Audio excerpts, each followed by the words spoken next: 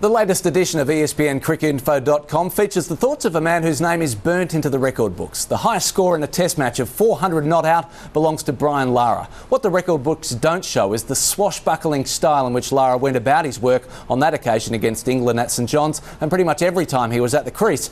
Good news is that the left-hander is taking tentative steps towards coming back to the game that he so elegantly dominated until 3 years ago. I have no regrets leaving the game. I felt that, it was about the right time. Yes, I had a couple of years left in me to play international cricket, be it test cricket or one days. But I felt that the team and the position that we were in world cricket, especially after the World Cup, where we were very disappointed in not even qualifying for, the semi-finals. And that sort of set me back and tried to, I realized that, listen, the team needs to move on. If you really look at the league that I picked, in Zimbabwe, it's not the toughest league, and I thought that if I was to give myself a chance to play in an IPL in April, May of next year, I need to start now. Actually, I tried negotiating with Surrey. That fell through, and that was back in May to play in the 2020 in England. And I believe that, I'm not going to say, well, yeah, I'm ready for IPL. Obviously, the auction is just around the corner, and yes, I put my name in the hat, but I would need to consistently play cricket from now till then to get anywhere fit and ready and capable of doing, justice to the game or to my form.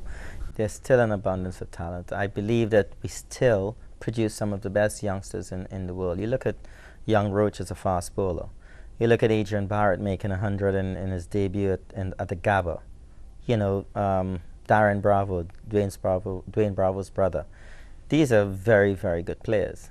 What I'm worried about is, that 3 or 4 years, from teenage life, to early 20s, what happens? Do they grab hold of international cricket, which they can't do by themselves? It's got to be a supporting team behind them to make sure that, they elevate themselves very quickly to that level. The Australians have it.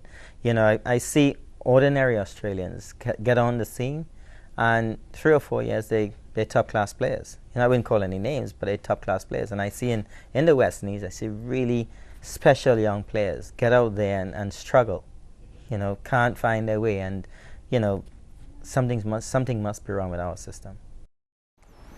Catch the latest on the West Indies tour of Sri Lanka when you log on to ESPNcricinfo.com, and while you're there, get all the latest news, views, stats, in-depth analysis and ball-by-ball coverage.